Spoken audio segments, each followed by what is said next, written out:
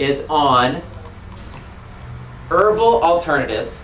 And when I say herbal alternatives, it just means any really alternative. It might not necessarily be herbs, but herbal alternatives, things you can use instead of some of the common over-the-counter type of drugs. And I call them over-the-counter drugs, and the reason I call them that is because that's what they are. They're still drugs.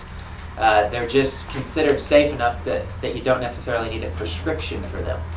But what we found, and especially recently, is that does not necessarily mean they're not dangerous. Some of you might have heard, or has anyone heard about recent problems or recalls on some over-the-counter type of things? Anybody? Yes. Yeah? What did you hear? Just like Claritin and some of the allergy medications I use for my kids were recalled. Right. Yeah, some allergy medications have been recalled. A lot of cold and flu products have been recalled. The FDA recently actually just did a recall of 500 cold and flu products. Most of the ones they recalled were children's because they found out that the chemicals they were giving to these children were having adverse reactions. Yes. So one of the reasons for having this class is just not only to show you that there's alternatives, but to show you that everything you buy that's sold by XYZ company does not necessarily mean it's safe. I mean, we need to have understanding and discretion in what we're putting in our bodies, and especially what we're putting in our children's bodies. So I'm big on food label reading. We talked a lot about food labels last week, but same thing when we start talking about some of these over-the-counter type of quote-unquote drugs, that there's a lot of dangerous chemicals in there. And that's why a lot of these have been recalled, is because A, they've been found to be dangerous, B, there's a combination of chemicals in there that are dangerous, and another reason is that they've pulled a lot of these products is that they've been on the market for years and years and years. These companies have been making millions and millions of dollars on it, and they found that they do absolutely nothing. And so we're wasting our money on chemicals instead of what God's naturally provided us. And that's what I really want to stress to people, is that, and that's why reading labels is so important, because God gave us everything we need for all of the ailments that we deal with, regardless of what it is. So flip over that bottle of XYZ that you buy in the drugstore. When you read that label list, is that something that God made? Does that have a list of plants and herbs and things like that? Or is it a bunch of chemicals with about 20 letters each that you've never heard of and you could never pronounce in a million years? What do you want to put in your body? So that's the main problem with the over-the-counter drugs. The other thing I really want people to understand is that, is their own bodies. We need to start understanding our own bodies. We don't need to take something necessarily for every little ache, pain, scratch, everything that happens to us. We run to the doctor and we get some kind of a prescription, or we get antibiotics, or there's a way that you can start to understand your body and be your own doctor, so to speak, because we don't understand what's happening to our own bodies. When we get a headache, when you break out in a rash, when your fingers or your toes ache a little bit, those are all signals that your body is telling you something is not right. Whether it's reacting to something, whether it's fighting something, whether it's an immune system response, the body's always sending us signals on what's going on. And instead of even trying to understand what that means, then we run to the drugstore, we take over-the-counter products to suppress that feeling, because we automatically assume that that's bad. Okay, you get a headache, that's bad, take an aspirin. You get a sore throat, that's bad, take something for your sore throat. 9 times out of 10, well, I shouldn't even say that, really 100% of the time, there's a reason that the body's having that reaction. And that's what we need to start to learn and start to understand. When you feel sick, people have no idea what it means to be sick and what that truly means. Every time somebody gets sick, they assume it's something bad.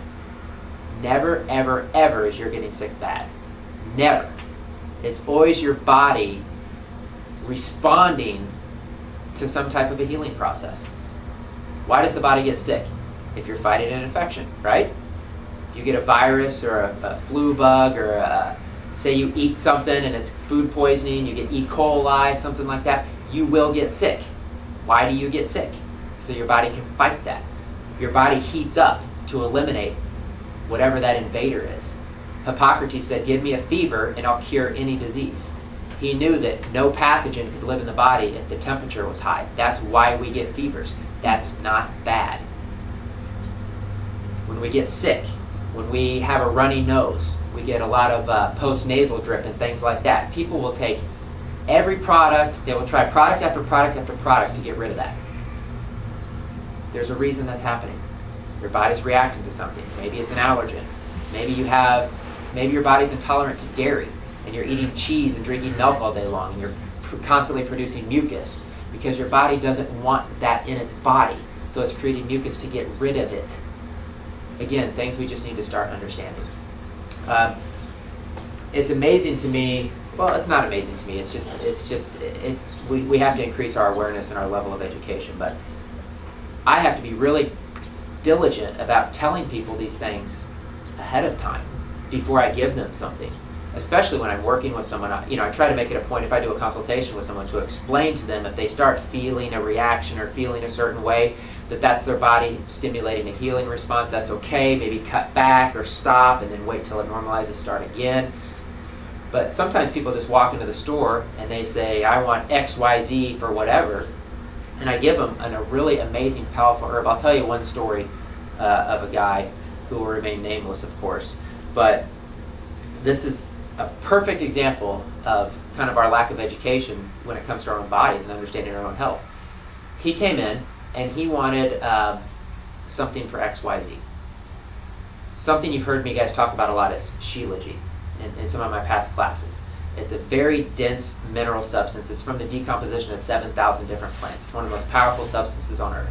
It's what the Russian athletes were taking in the 80s when they were just whooping everybody. So I gave him Shilajit because I knew it was a very powerful substance and it would benefit him. He brought the Shilajit back and he goes, well, I didn't really do anything different. I was taking the Shilajit and I think it gave me an infection. And the reason it gave him an infection is because it's such a powerful substance and it was healing his body that it stimulated a lymphatic system response and his lymph nodes started to swell up. What's your lymph? Your lymph is part of your body's cleansing system, detoxification system. Your lymph sometimes starts to swell up when you're fighting an infection or something like that. Again, that's a good thing. That's a healing response from the body. So what did he do? He returned the Shilajit, went to the doctor, got an antibiotic so that his infection went away. So what did he do? He suppressed and pushed that infection that was trying to come out deeper into his body. And that's what happens. That's why when we turn XYZ age, who knows what's going to happen, but we continue to suppress symptoms, and then all of a sudden at 50, 60, 70, whatever, we're diagnosed with a heartbreaker because we've been suppressing illness for all these years because we haven't learned how to understand our own body and the body's healing attempt. The body's always trying to fix itself. It's always trying to normalize. Name any disease on the planet. I don't want to get too off on a tangent, but this is good stuff. So you can name any disease and it's the body trying to normalize. What's the most devastating disease out there? Cancer. You get cancer because the body's trying to fix itself. It's not just this random thing that strikes. Okay? Your body's trying to heal when it has cancer. Okay? Everything the body does. God created a perfectly designed machine. So everything that it does is in a response, an attempt to be balanced and to be whole and to heal. So in understanding that, we have to stay away from these over-the-counter things that are chemical, that are toxic, and that suppress our body's natural healing mechanisms. Plants, herbs, and some of these natural things, what they do is they embrace the body's attempt to heal. Okay? There's a lot of stuff that cycles around. Just to give you an example, when we'll just talk about it now since I'm thinking about it. Colds and flus, for example. You've heard 1,000 different things on what to do when you get a cold or flu. What have you heard? Throw them out there. Get antibiotic. Okay, antibiotics. What else? Chicken noodle soup. Chicken noodle soup. Rest. What? Rest. Rest. Gargle salt water. Gargle salt water. Lots of water. Anything else? 7-Up. 7-Up Yeah. to calm your stomach, right? Some ginger ale, something like that? Yeah. Yeah. Has anybody heard exercise when you have a cold? Yeah. You have heard that? Okay. So it's just interesting, and I don't think, a lot of these things are done on purpose, but, we learn and we gain knowledge, as we progress, hopefully. A lot of the knowledge we have and we ignore, but a lot of the stuff comes out and becomes mainstream. And one of the newest things that's come out, and maybe it's not mainstream enough you guys have heard it, but exercising when you have a cold. The reason is because that assists the body's healing efforts. It assists the body's detoxification efforts. You don't have to do anything intense. You don't have to go run a marathon. But doing some exercise, helping the body to sweat, helping raise the body temperature, helping the body to eliminate toxins or poisons or whatever it's trying to get rid of, will assist the healing effort. So those are some things just to keep in mind next time you get sick, or you get a little cold or flu or something like that. The other great thing about herbs is that they're 100% safe. The statistic I found, and it's really hard to find any statistics on how many people have been harmed or killed using herbs, but the statistic I found is that there's 3 reported cases over the course of the last 10 years of people being harmed or killed by herbs. And they're unproven. They're not like closed court cases or whatever. However, it's an absolute 100% fact that the 3rd leading cause of death in America that kills 100,000 people every year are properly prescribed pharmaceutical drugs. That includes over-the-counter products, because 10,000 people die every year just from taking aspirin. But you'll never hear about it. So, herbs are safe. It might not be the exact one you need for that issue, but you're at least not going to do any harm in the process, which I really like that. If you have any questions, throw them out there. So, the first one I'm going to talk about real quick. Does anyone have any questions on what I just talked about before we get into kind of some more specific type of things? About getting sick, or symptoms you felt, or anything anybody's experienced that they thought was weird? No? Nothing? Okay. So heartburn, GERD, acid reflux, some of the common digestive complaints. This is a big one. This is the leading products purchased in drugstores are Tums, Maalox, Mylanta, Prevacid, Pepto-Bismol, Zantac, Tagamet, Alka-Seltzer, Rolaids, all of these things. And the research is clear on these now. Unfortunately, we don't learn a lot of these things until enough people have gotten damaged and messed up, which is the sad part about it. People have been preaching these things for years, but until enough people have experienced the negative effects, it doesn't really come out mainstream. That's what's happened with a lot of these products. What these products do, and doctors are still completely backwards on this. When people get acid reflux, they say you have too much acid. It's the exact opposite. We don't produce near enough stomach acid because our digestion is so weak. Not to get into a big conversation about food, but the main reason for that is because we eat way too much meat. And when we eat lots of meat, the body has to produce lots of hydrochloric acid, and it can never produce enough, because we're not lions, it can never produce enough to break down all that meat we keep throwing at it. So what it does is it causes us to not digest our food properly. When we don't digest our food properly, it sits in our gut, it starts to rot, it starts to ferment, it creates gas, it comes back up, boom, you have acid reflux. So if you want to stop those issues from happening, the easiest and cheapest thing to do is to give it some assistance to break down the food, which aloe vera juice and apple cider vinegar both do a great job of that. Apple cider vinegar, one of the oldest tricks in the book. Fermented apples, been around for thousands of years. It's a cure-all. You want to heal your dandruff on your scalp, lice. You want to get rid of athlete's foot. You got a sore throat, gargle it. You can go on forever about the benefits of apple cider vinegar, just this one food. I always tell people the story about this guy I met in Vegas who was in his 90s. The guy looked like he was 60. And I said, what's your secret? And he said, oh, I eat this, this, and that. And the final thing he said is, I've been drinking apple cider vinegar every day for 50 years. It's an amazing, amazing food to put in your body. And if you take a tablespoon before a meal, it'll help you break down your food, especially if you eat a heavy meal. If you eat lots of meat and grains and things like that the body has a hard time sometimes processing, it'll really assist in that, and you will not get acid reflux or heartburn. The other things that work really good are bitters. I'm a big fan of bitters. You just squirt them on your tongue 10 minutes before a meal, and what that does is that jump starts the entire digestive process. So in other words, bile that you need to break down fats and proteins, enzyme production, hydrochloric acid production, it gets all of those juices flowing before you even eat. So that when you eat the food, boom, the environment is ready for digestion. How often, if we run through the drive-thru and grab a burger and stick it in our mouth, how ready is our stomach for digestion? It's not. And that's why other cultures all around the world, if you eat with cultures who still eat their traditional way, they always eat slowly. They eat over the course of an hour, hour and a half. They have multiple courses.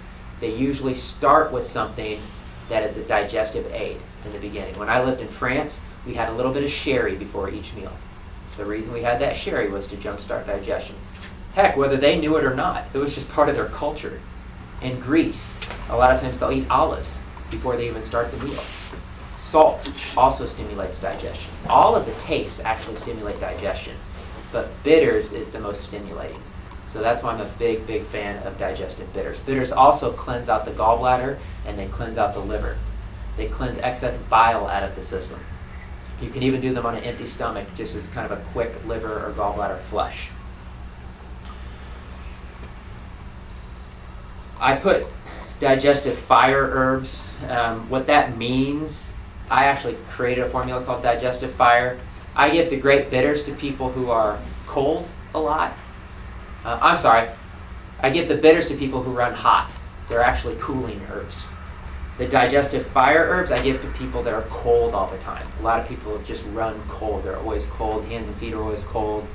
Don't like the cold weather. I give them what I call digestive fire herbs. That's cayenne pepper, horseradish, ginger, garlic, turmeric, things like that. It'll serve the same effect. It'll just fire up that digestion. In Chinese medicine, your stomach should be like a boiling cauldron. You ever heard of people that have like iron stomachs? Like they can eat and digest anything? Well, we're not all that lucky. So sometimes we need some help. And these are some really good things that can help with all that. And then enzymes. A lot of people know about digestive enzymes. I don't want to talk too much about that, but take an enzyme before a meal. Each different type of food that we eat requires a specific type of enzyme to break it down. That's why if you eat whole, raw, fresh foods, you don't have to worry about it. They contain enzymes. That's why there's a battle going on between pasteurized, homogenized milk and raw milk. Raw milk's a living food that you can digest. Pasteurized milk in the grocery store is a poison that you can't digest. That's why there's a battle going on with that. So if you eat raw living foods, it contains enzymes. You won't have any problems breaking down those foods unless you have really weak digestion. So any question on any of that? So do you need enzymes in, like the Swedish bitters? Or You know what's interesting is I try to be a minimalist as much as possible. I sell products in a store, but if I can give somebody one thing that'll work instead of having to take 4 things, I'm all about that. Because people take too much stuff as it is. So I oftentimes give people bitters because they'll take bitters and they were taking an enzyme, they were taking hydrochloric acid pills, they were drinking aloe vera, they were taking 3 or 4 different things. I give them the bitters and they're like, boop, fixed it. That's all they needed. And bitters are cheap. And again, it's one of the oldest tricks in the book. So different things are going to work for different people. But I would definitely try the bitters because it works for a lot of people. I had a guy, the digestive fire herbs. I make them in little 2-ounce containers.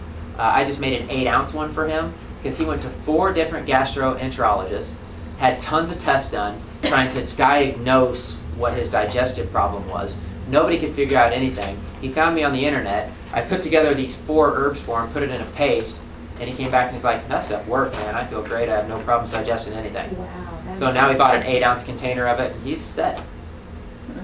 It can be really, really simple sometimes. Any other questions? I heard that you should put, I guess, not, you were talking about apple cider for pre-dinner? Pre? Okay, well, I heard if you had heartburn, you should put a little bit of baking soda with your apple cider vinegar.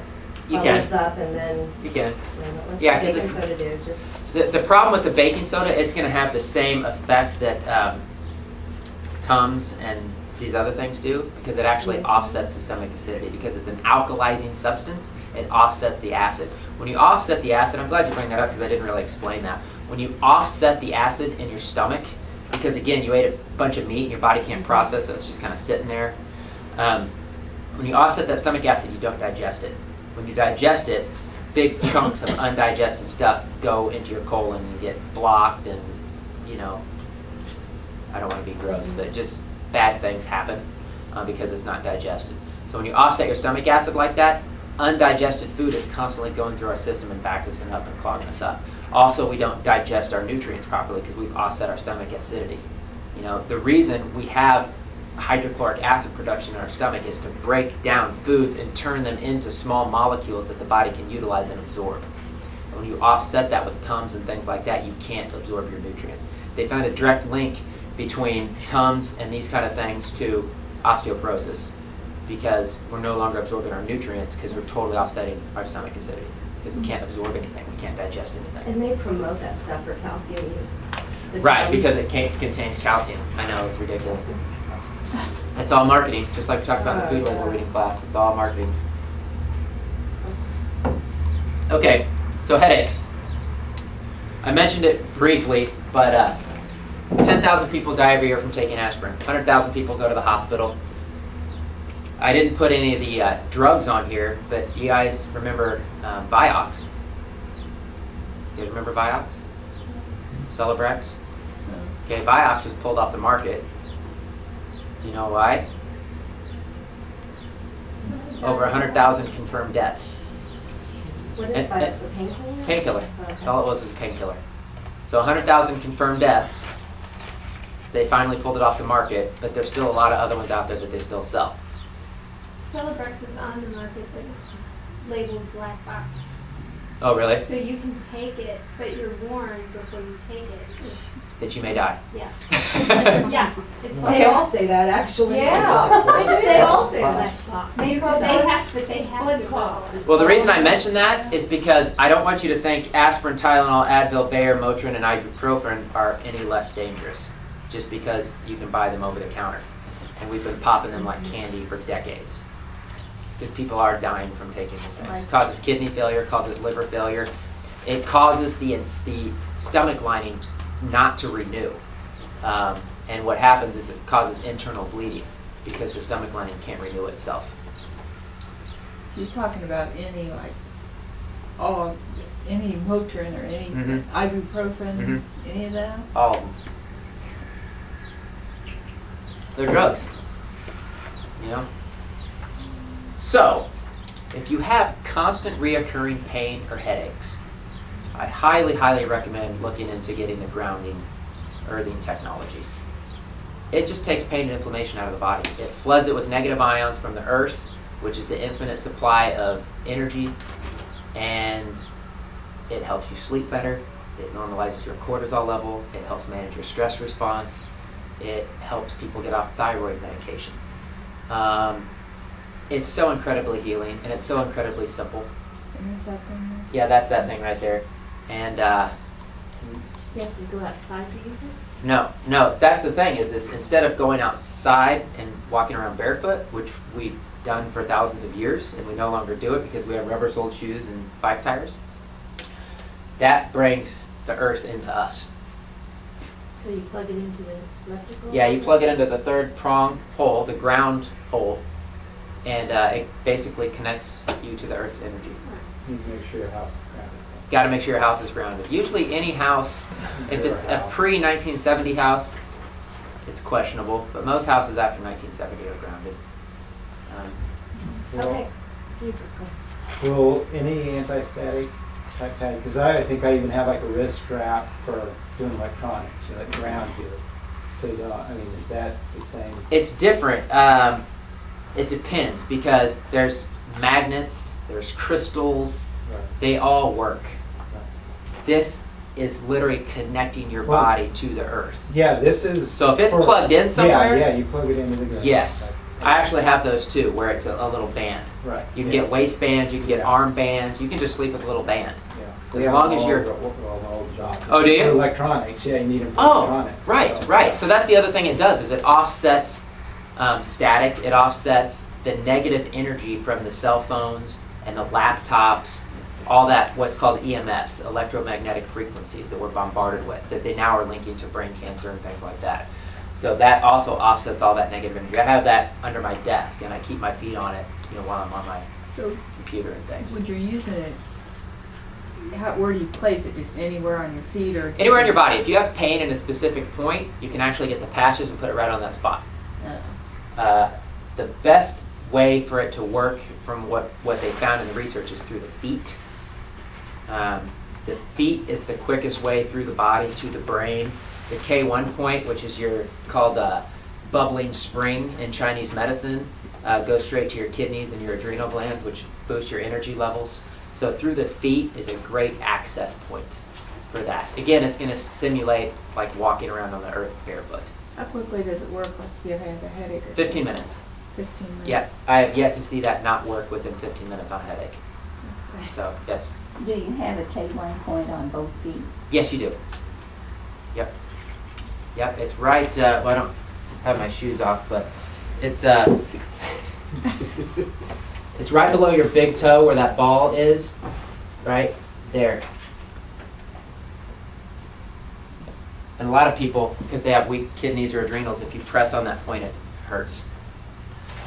So do you sit under your desk with no shoes on? Oh. Or do you keep your shoes on? I can keep my socks on, because as long as you're a conductor, because your feet will get moist.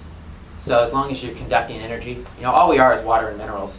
So as long as you're conducting that energy, so you can do that. You can do it with socks on, but it's best with bare feet. And you can get the bed pads. You can lay them on your bed.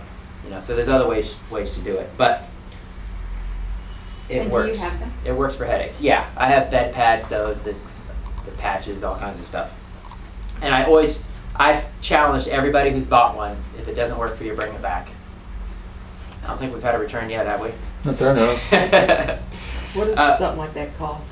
Those are $60. The bed pads are like $140, and you can actually get fitted sheet. Like I sleep on a king size fitted sheet, then you're getting up into like the $250 range. The other thing you'll find, I wish Judy was here. Does anybody have one here? Nobody here has one. Okay. I wish Judy was here. This is an awesome story.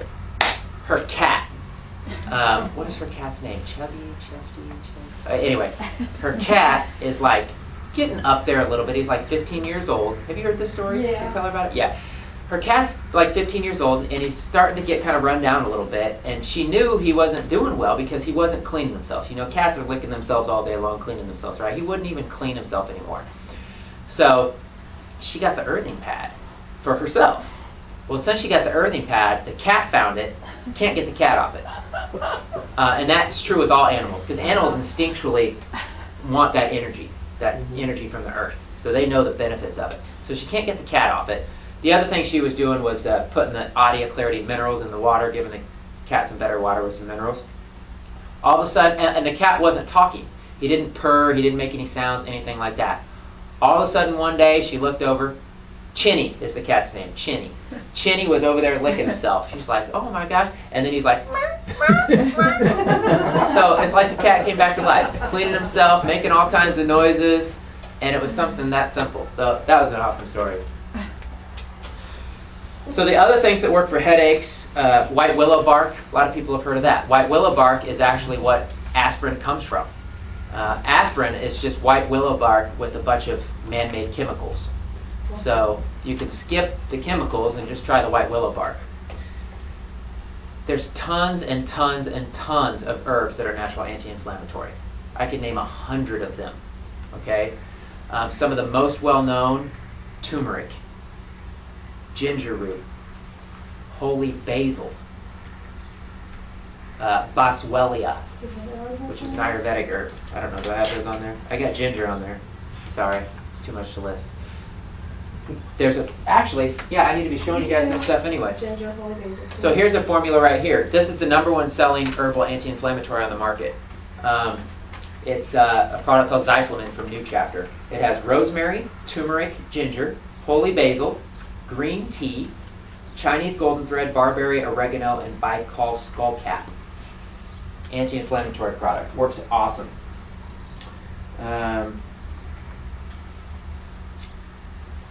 What other things do I have for headaches?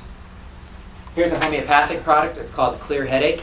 Weren't you the one that took this? Yeah, I did. Okay. Do you remember what happened? No, I don't remember. Okay. I remember you took I think this it product. works, didn't it? Well, it works for your headache, but you go, I can't believe how good I feel. Like you just overall like felt really good. And you took it for your headache, but you couldn't believe how just well you felt overall. Like it did something else. Yeah, I just remember that. So there's lots of good herbal anti-inflammatories as well. The other thing that works really good is magnesium. Magnesium is a vasodilator. It dilates the veins and arteries. So not only good for cardiovascular health, but it'll bring blood flow to the brain and often stop a headache immediately. I have a topical magnesium that you spray, and you put it right on a vein. And if you have soreness or muscle pain or anything like that, it's gone in seconds. I have a friend who's a server, and he's carrying those trays all day long, and he worked a couple of extra shifts. It was Gilbert. And he's like, Vaughn, my shoulders are killing me. I was working these extra shifts. What can you give me? So I gave him the magnesium. I said, just try this because it works fast. So he sprayed it in his hand. He rubbed it on his back, and the pain was gone. So there's things that can work that fast. Essential oils is another good one. Lavender, peppermint, you can actually just rub them right here on the temples. You can also rub them right here on the back of the neck. There's a point that takes care of headaches. And a lot of people have heard about the point right here for headaches. You can rub essential oils right there too. There's multiple places you can rub oils on that'll alleviate headaches as well. Allergies. Claritin, Zyrtec, Allegra, Nasonex, Clarinex. It kind of goes hand in hand with the next one, which is sinuses and sinus congestion. That's a lot of reasons people have sinus congestion is because they have allergens and things like that. But I'll go back to why are you experiencing those symptoms? Now, if they're bad, if it's ragweed season, yeah, you want to take something to knock that out because it's miserable. And if you have to take something over the counter, if you have to take a Claritin because you're miserable, don't think I have like a major problem with that, okay? I understand what it's like, to feel miserable. So sometimes you want to just knock it out. That's okay, okay? But there are other things that work just as well.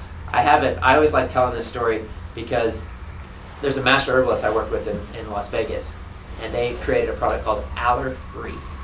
And it works so good that Elton John takes it. I thought that was pretty cool. And all it is the #1 ingredient is clay. It's bentonite clay. Okay, clay is a drawing agent. Okay, toxins, heavy metals, pesticides, herbicides, allergens, things bind to it, and it pulls it out of the system. So what it has in it is it's this product right here. So it's got the bentonite clay in it. It's the first ingredient. Then what it has in it is herbs that stimulate circulation in the different areas where people have allergies. Chest, eyes, eye bright, sinuses, horseradish, nettles, things like that. And stimulates circulation. The clay binds the allergens, pulls them out of the system. It works fast. So again, there's herbs that do these same things. And with sinuses, if you go to the doctor and you have a sinus congestion, what's he going to give you? Antibiotic. Why? Because they have no idea why people get sinus infections, and they just guess. And oftentimes I've seen way, way, way too many people that end up with chronic sinus infections from taking antibiotic after antibiotic after antibiotic. I've had 2 second surgeries. Have you really? Antibiotics. Yeah, one of my favorite stories is there was a girl that I was working with in Las Vegas, and she came in. It was a Tuesday. She had sinus surgery scheduled for Friday. She goes, I would love it if there was something I could do. And I said, well, this isn't going to be fun, but try it. I gave her a liquid probiotic, okay?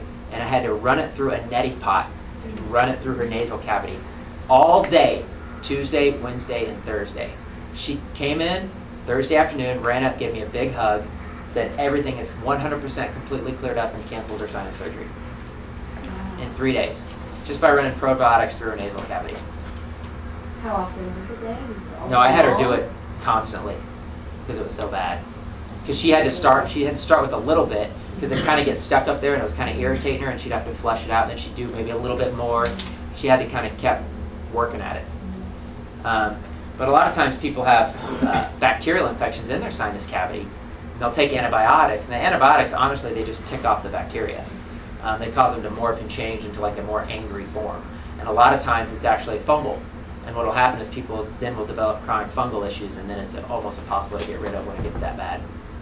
The other problem is doctors give you antibiotics. You can have sinus congestion because you have a blocked liver, a blocked gallbladder. You have gallstones. You have lymphatic blockage. You have an allergic reactions to different foods, and you might have a dairy intolerance, so it's clogging up your sinus cavity. There can be all kinds of reasons why your sinuses are clogged up. So antibiotics is just a total guess.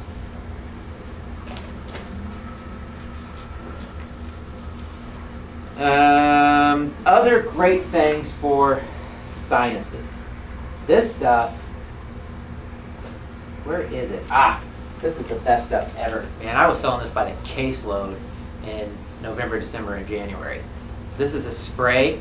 I hate to admit this, but I got kind of addicted to it. Like, I don't even need it, but I like squirt it every day just because it's like, woo, it just feels awesome. It just clears you out. I mean, it's unbelievable. It stings a little bit at first, especially when you're not used to it. But this has oregano, bay leaf, sage, clove, sea salt, and spring water in it. And you spray this up your nasal cavity, I don't care how bad your sinus issue is, in 30 seconds, you're clear as a whistle.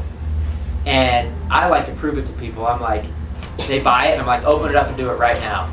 And they're like, wow. I mean, it works that fast. Yeah. Well, what's the name of it? It's just called Sinu Orega. It's by North American Herb and Spice. What about those who have problems with like deviated septum and have their turbinates swollen? Does that help with inflammation? Yeah, oh yeah. This is, Decrease that? oh, absolutely. Yeah, this is great anti-inflammatory too. Oregano is a great anti-inflammatory too. Yeah, as far as fixing the septum, that's a whole nother story. Right, but I mean, it would be a temporary. Yeah, absolutely. Yep. Give them some relief, because usually they end up taking aspirin, which is addicting. Right. The other great thing about this too is if your issue is bacterial or fungal, oregano is one of the most powerful antibacterial antifungals on the planet, and it won't destroy the good beneficial bacteria inside your body like antibiotics do. They've tested this against every pathogen known to man. I have a whole book of research from universities all around the world that have used this product against E. coli and C. diff and mono and strep and AIDS virus and flu virus and avian bird flu, and you name it. This stuff knocks it out. So this is one of those good things just to have in your cabinet. Again, just fix your medicine cabinet. Take all the junk out and put the good stuff in there, because it works just as well and it assists the body in its healing efforts. Okay, can you do too many of these things though? I mean, like do that and the other one, is it just like overkill? Gonna do bad things to you because you're overdosing on it? Not really. No, I mean that's the great thing about herbal products. You don't overdose from them. When you take something natural, and this isn't true 100%. I have to be careful the way I answer this, because all herbs have a medicinal effect.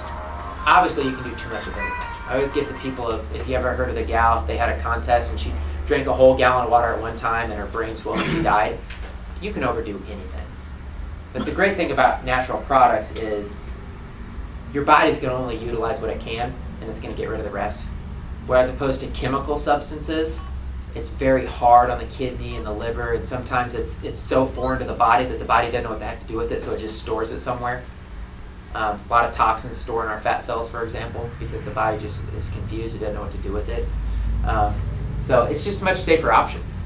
And, talk to somebody. I never give people more than I think they need. You know, I'm not like, here, take these 3 things for your allergy. I'm like, here, try this one first. You know, if that doesn't do the trick, try this one. But see, these are things you can take in combination because this is going to just clear up your sinuses like that. So you can Okay, so you can breathe, so you can sleep, so you can feel better immediately. But this, it's going to increase circulation in your lungs and around your eyes and throughout your whole nasal cavity and pull those allergens out of your system. So this is definitely something you could take in combination, just as an example. Does that answer your question? Okay. And then, of course, you got the good old neti pot. You know, I mean, these are cool, but I don't know, it's just kind of awkward. But these do work too. This is what the gal used. She put the probiotics in here and used the neti pot to flush the probiotics through her nasal cavity. And it cleaned all that out. Do you recommend doing that, just for general overall health? I don't think you need to. Okay. Yeah. I mean, if you don't have sinus issues, you don't have stuff going on up there. Just got over a sinus infection. But, Oh. You know, it's first one, only second one I've had in my life, but it's not recurring. I would do this. Do that. Yeah. Yeah. Guess that'll help. Just have this on hand and just hit it every once in a while. Okay, I've got a question, Vaughn. For Yeah. somebody that suffers from like springtime pollen type allergies, Yep. would they start taking the allergen-free now, or is that something that you wait and take when you have the symptom? How does Okay. that work? Do you? Good question. So a product like this, you can take as a preventative, because again, it has the clay in it, so it's going to bind any allergen that comes in the system that shouldn't be there. It's going to bind it and it's going to pull it out. So you can do like a 4-a-day as a preventative. When people are suffering from allergens, I say take 3 every hour until you get relief. They might have to take 15 of these before it starts working. But once it starts working and pulls that stuff out of the system, then you can cut back to a maintenance amount.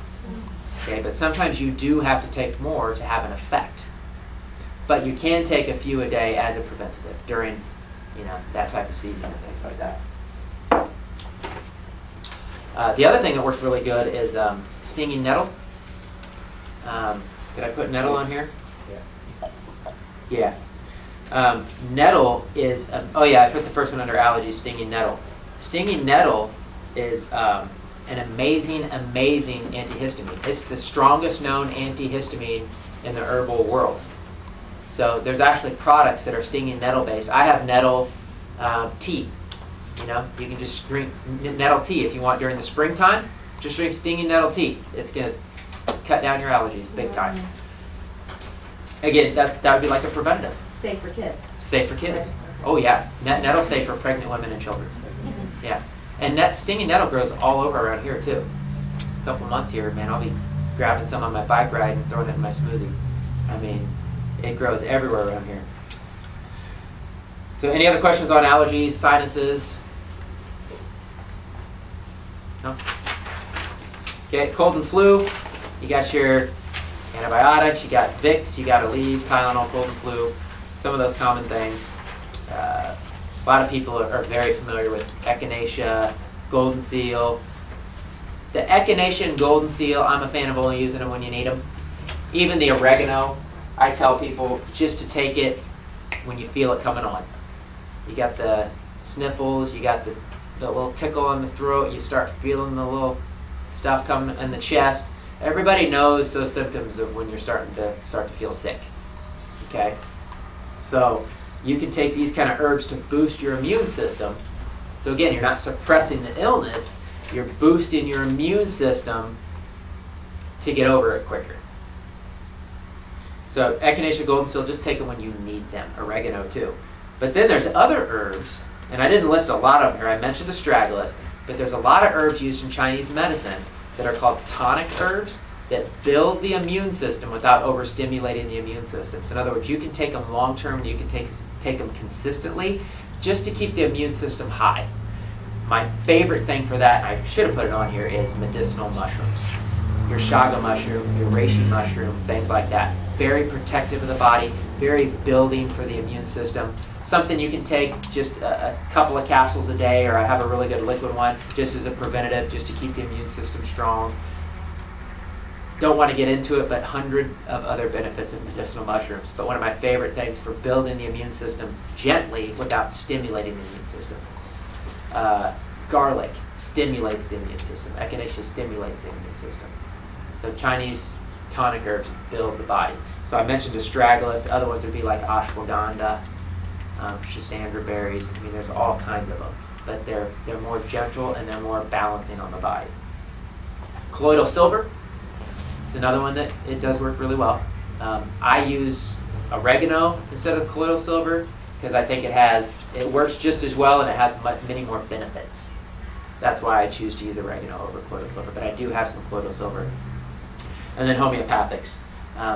There's a product, and I never pronounce it right, but it's called osasilum or osasilicum or something. Anybody ever heard of that? It's a homeopathic product. I've taken that. People get a cold or flu, specifically if you have flu-like symptoms, you take that thing, and if that's what you need, in an hour, you're like, boop.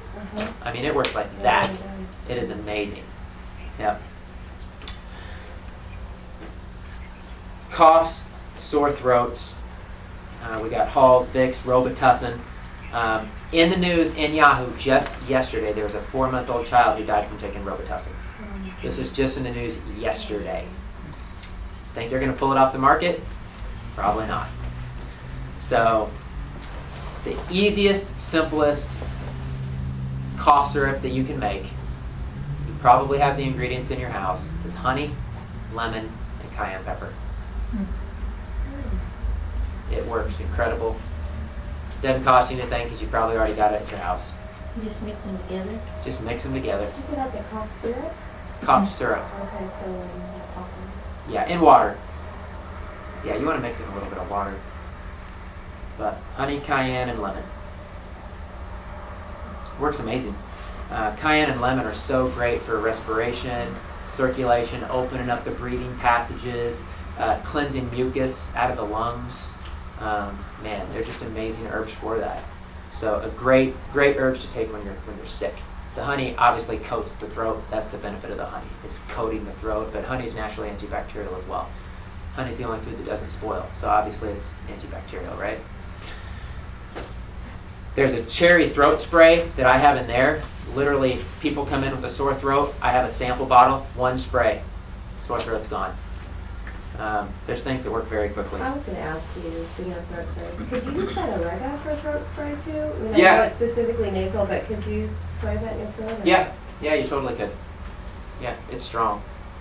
When you spray it in your throat, the oregano in your throat, you feel it kind of move up through your entire sinus passage. Yeah, it's kind of cool. Let's see. So, how would you make this cough syrup? How much honey? How much cayenne? I don't think it's that important to measure it, to be honest with you. Cayenne, you just want to be careful with. It's pretty dang hot. But other than that, I wouldn't worry about it. Yeah, I mean, say you get a little cup of water, like a little 8-ounce cup of water, put in like a tablespoon of honey, squeeze a lemon in there, and like a pinch of cayenne. I'd say it would be a nice little mix.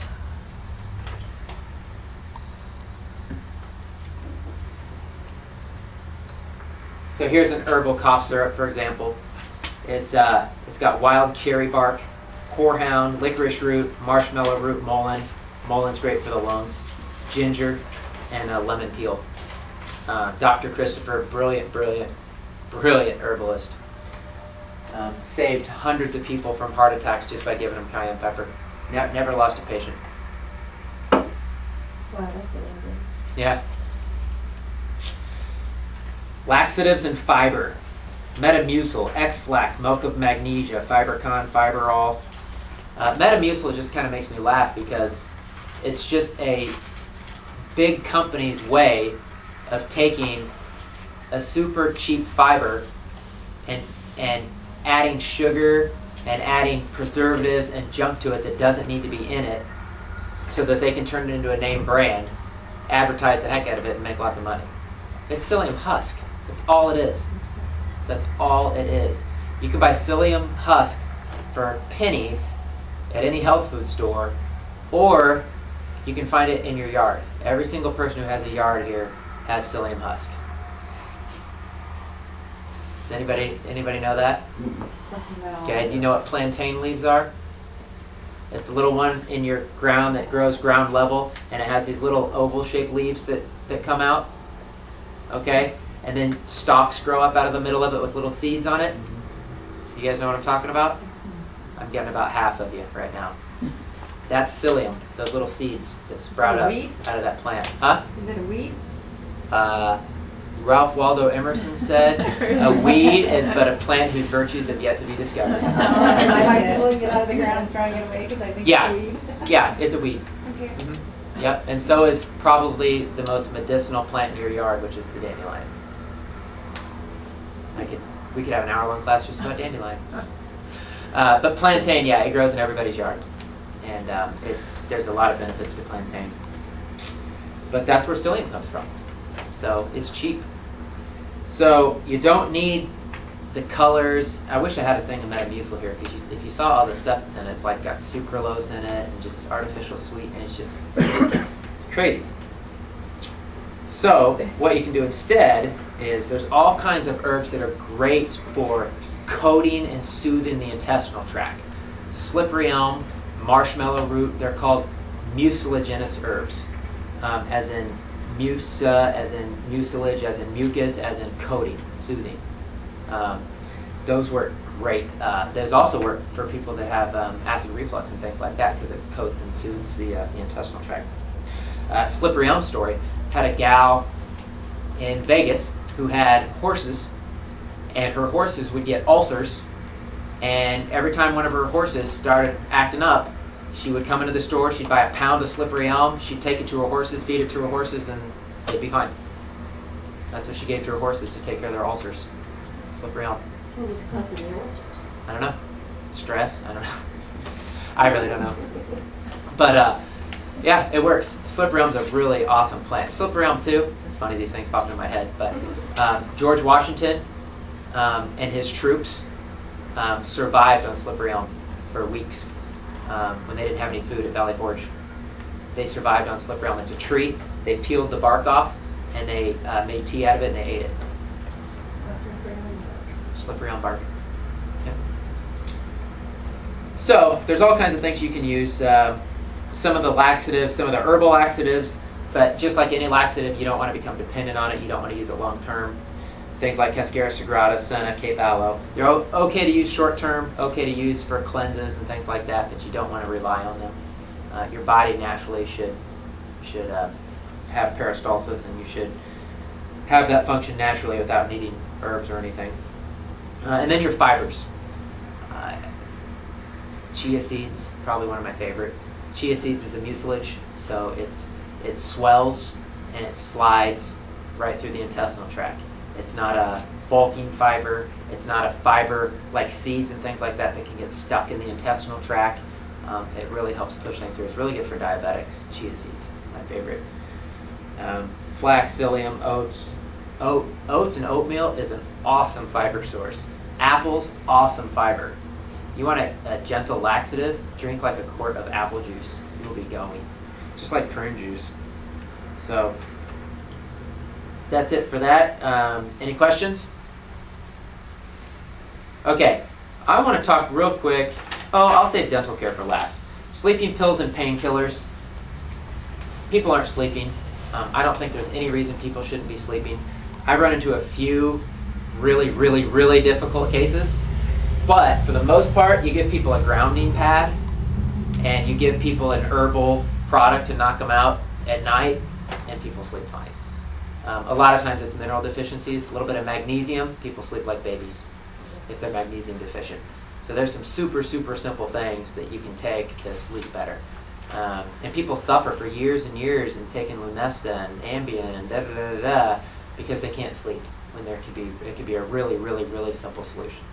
Again, not everything works for everybody, but they're cheap, they're safe. Try it.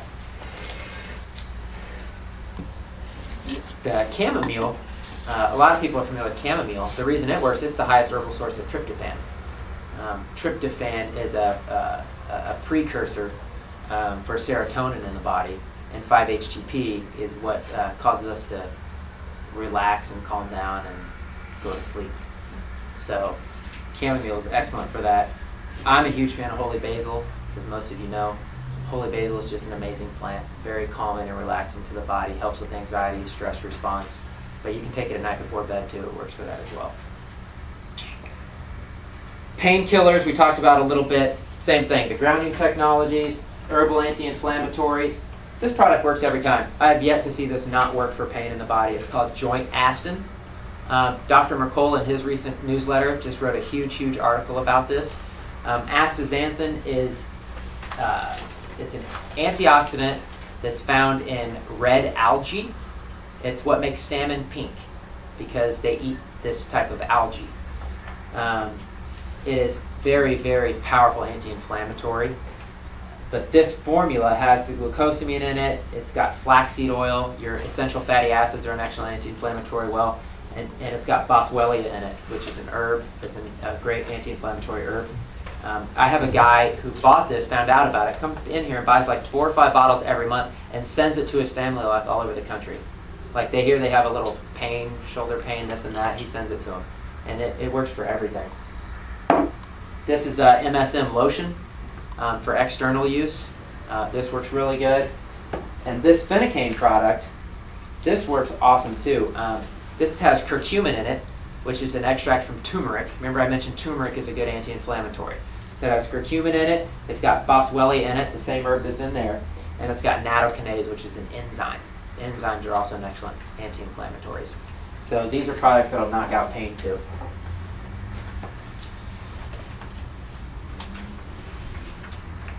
So dental care, okay? This one kind of frustrates me. The main reason this frustrates me is that people are brushing their teeth and people are letting their children brush their teeth with a product that says, if swallowed, contact a poison control center immediately. Since when did all of our common sense completely go out the window? I mean, why is it okay to put this in our mouths if it's poisonous to the body? How come if you accidentally swallow a little squirt of it, your kid could have to be in the poison control center? I know you guys can't answer that, but I just don't get it. I don't get it how far gone our culture is with believing every advertisement, every marketing campaign on the TV. Doctor recommended, okay. 9 out of 10 dentists recommend, okay. You know, and we just blindly do these things that make absolutely no sense whatsoever. So if you have fluoride in your toothpaste, if you have AIM, if you have Aquafresh, give me some more. If you have Crest, Colgate, any of those, throw them in the trash. They're poison. Listerine, it's poison. You're not swallowing it though, really. You're not swallowing it. You're Right. shoving it through your mouth, though. Everything that touches your skin absorbs immediately into your bloodstream. How come mercury, if it's sitting right here, I have to call the poison control center, but if I put it in my mouth, it's safe? We're nuts. I guess it's because people usually don't have bad symptoms from fluoride when they brush their teeth, so they think, Exactly. well, it must be okay. Exactly. They can kill us slowly. It's just not okay if they quickly. kill us slowly. Exactly. So you think, what's it doing them slowly? What's it harming? I mean, We're cellular. You know, we're 75 trillion cells. So our ability to stay young and to stay healthy depends on those cells being able to regenerate every day with healthy foundation, with healthy nutrients. And if we're giving the cells chlorine and fluoride and poisonous chemicals to reproduce with, eventually those cells are going to grow out of control. That's aging. That's cancer. You know, that's degenerative disease in a nutshell right there. So it all has a cumulative effect. You know, how come somebody gets Alzheimer's when they're 75 and then they run a test and find out that they have high levels of mercury? Well, they didn't know they had high levels of mercury in their 30s, 40s, 50s. It's been accumulating. It deposits in the tissues. Some of these toxins are so foreign to the body, and the body doesn't know what to do with them. It deposits them, and they build up. You know, it's just like, you know, go back to the fish tank example. Okay, if you let your fish tank start growing out, when your fish tank starts growing algae, you immediately clean it out and you replace the water. If you let it sit there and just grow and grow and grow and grow, the fish is fine for the first few weeks or the first months that the algae's growing in there, until the algae completely overgrows the tank and the fish dies. Oxygen's cut off. That's what happens in our body. cuts off our oxygen. It's a cumulative effect. That's why we have to be conscious of these things. We don't have to be perfect. We don't have to be scared of everything, but we got to be aware of it. And if things are obvious poisons, like swallow this and go to the poison control center, throw it away. It just doesn't make sense. Especially when mouth care is so easy. So easy. What do you use? Oh my gosh, it's so easy. Dr. Weston Price, he traveled all over the world checking people's dental records. Checking for tooth decay, checking for cavities, checking root canals, checking if people had dentures. Cultures all over around the world. These people had perfectly healthy mouths, perfectly healthy teeth. They didn't brush and floss twice a day. Oh my gosh, how did they have healthy teeth? Well, first of all, they ate right. They ate fresh foods. They weren't eating chemical-laden sugar and acidic foods, drinking coffee every single day, which completely erodes the enamel off of your teeth, drinking soda pop that completely erodes the enamel off of your teeth. You know, enamel's like the strongest substance in your entire body, and we completely erode it just from drinking soda and coffee. You know how hard it is to destroy enamel? It's really hard, but we make it look pretty easy. All you have to do to have a healthy mouth is avoid acid-forming foods. Okay, acids is what destroys your enamel, not sugar. Acid, coffee, soda. Okay, that's what destroys your enamel. The sugar, what that does is that destroys your gums. Bacterial infections in your gums. That's what causes periodontal disease. Your gums to recede away from your teeth. Okay, that's bacterial infections. So how do you fix it? Natural things that are strong antibacterials. The easiest thing you can possibly do for the health of your mouth. And I proved this so quickly, it's like mind-boggling. It was really cool when I did it. I'll tell you what I did. But it's oil pulling. Oil pulling's been done in India for over 2,000 years. They take a little bit of sesame oil. You can use coconut oil, olive oil, whatever. Swish a couple teaspoons of it to your mouth. Swish it around for 10 minutes every morning. Spit it out. Okay, that's going to pull and draw all the bacteria, toxins. It pulls toxins out of your fat cells. Now, with current research, they've looked under a microscope, and when they see this stuff under a microscope, they see all kinds of heavy metals and toxins and poisons that are pulled out of our bodies. Because toxins are fat soluble. Body or just out of your entire body. Toxins are fat soluble, so it draws them out. But absolutely, regardless of what it pulls out of your body, it'll absolutely take care of your mouth. And a lot of people have a lot of problems in their mouth. So what I did over here, she does thermograms, which is heat sensing. Okay, so it looks for heat or inflammation or what they call hot spots. She did a picture of my mouth, and you could see the red and the white hot spots all around my mouth, which were like bacterial infections. And some people, they're real bad. They actually trickle down all the way throughout their whole body. You know, you have 2 miles of nerves connected to every single tooth in your body. Every tooth, 2 miles of nerves going throughout your whole body. Everything's connected. So we did that picture.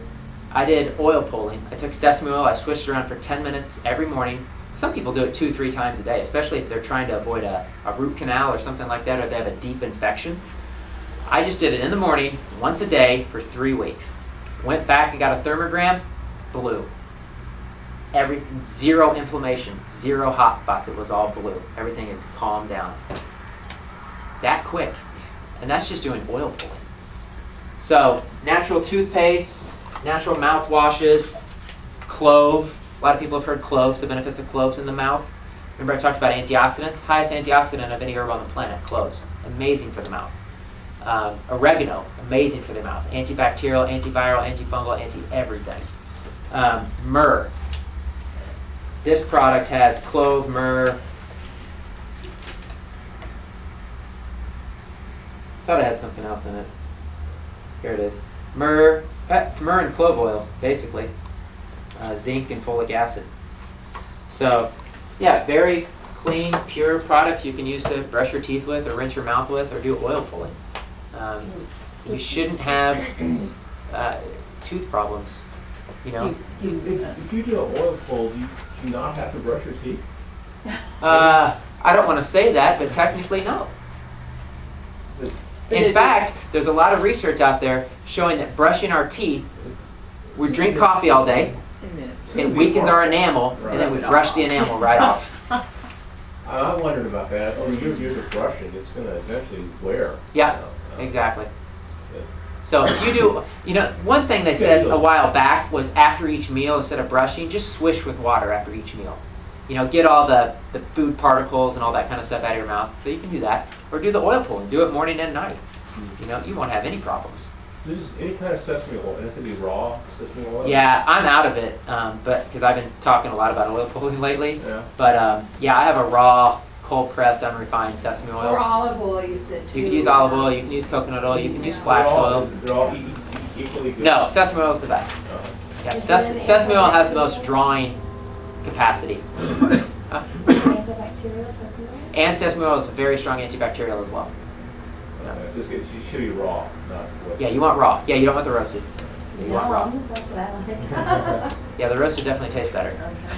So you add water, you just take it by itself? Just take it straight. And just Yeah. What I do is I'll pop it in my mouth on my way to work. It takes me 10 minutes to get to work, so I swish while I'm driving. I get to work and I spit it out, and I'm good.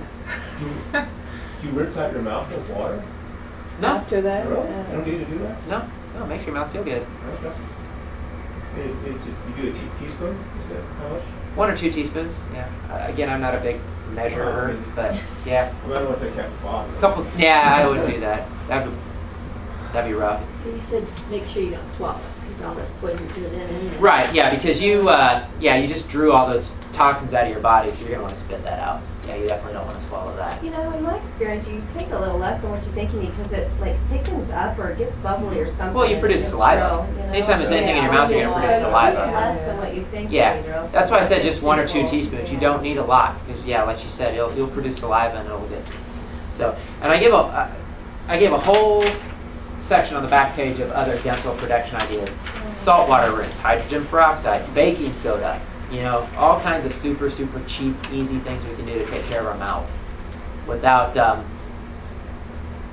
know it's not doctor recommended 4 out of 5, but Camel cigarettes used to be doctor recommended too. So choose your poison, I guess. You mentioned the sesame oil for root canal and what else? Periodontal disease, any bacterial infection, any deep infection in the mouth. Yeah. So, any other questions? That's all I had.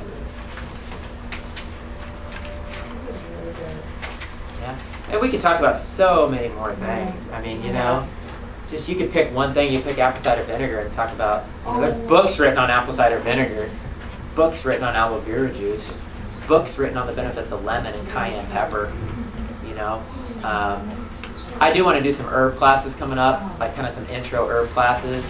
I did a class in Vegas. It was like an herbal first aid kit where we had a bunch of things like kind of herbs to use for first aid and home remedies and things like that. So we can do some of that.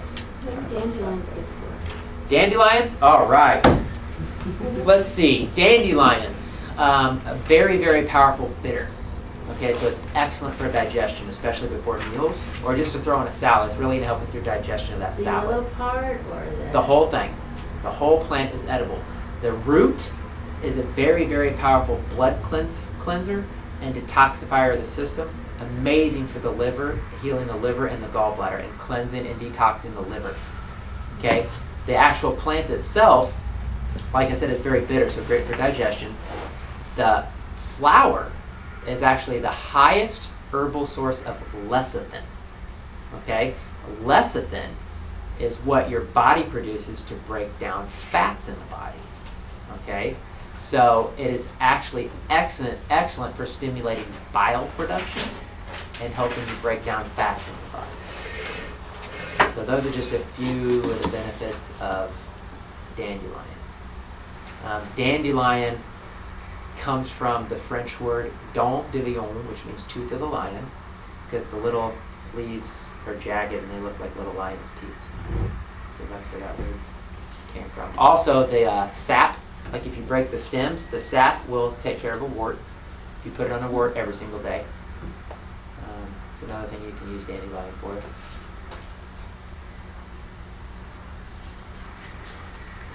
Last time, did you say that there are 2 ways to get all the toxin out of your body? One was colonics and the other was oil pulling. So if you did the oil pulling, how long would it take to get all the toxins out of your body? Oh boy, yeah, no, yeah, it doesn't really work that way, unfortunately. Those are just 2 things to start incorporating into your life. There's multiple elimination pathways in the body. You got to look at the way that the body eliminates toxins. It eliminates it through the intestinal tract, right? Your colonics help with that. It eliminates through respiration, okay? Lungs. That's how you expel carbon dioxide, and a lot of other poisons come out in your breath. That's why exercise is so important and moving your body. Your lymphatic system is one of the main detoxifiers of the body. Again, exercise. Your kidneys, your liver, those need to be functioning properly. So doing kidney cleanses or liver cleanses or taking herbs that stimulate their function. It's a combination of things. But I always start with the colon, because the colon is the main reason people are suffocating today. Okay, when your colon's clogged, no nutrients get to your cell, no oxygen gets to the rest of your body, that's when your body starts internal suffocation. That's when your fish tank starts to get really, really, really dirty. So I always start with the colon when it comes to cleansing, but it's a process. So you can't just oil pull and get all the toxins out of your body? Nope, but it's a heck of a lot better than Nothing matters. everybody else who doesn't know anything about that. You know what I mean? Yeah. Especially for your mouth. I mean, people don't realize how many problems can come from the mouth, especially if you've had a lot of dental work done. A lot of people have a lot of damage in their mouth. They spent $2,000 on their dental work, and I tell them that their dental work is destroying their health, and they want to cry.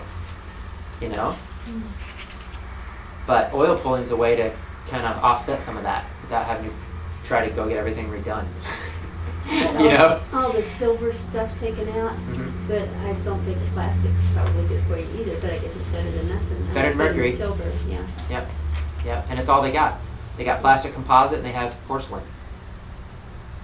So you're kind of limited on your choices. So again, oil pulling and things like that will assist. Yeah. Is the main thing about antibiotics, I'm sure there's a lot of reasons, but isn't the main thing that it kills the good bacteria along with maybe the bad bacteria? Right. Isn't that the worst thing about it? It's also killing good bacteria. Yes. Okay.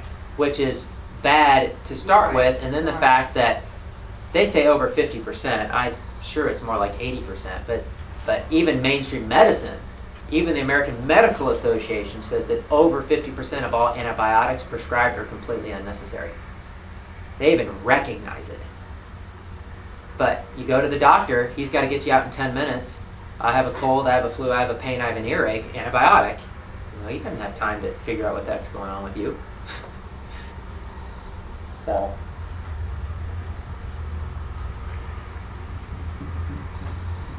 Anything else? Very good. Okay.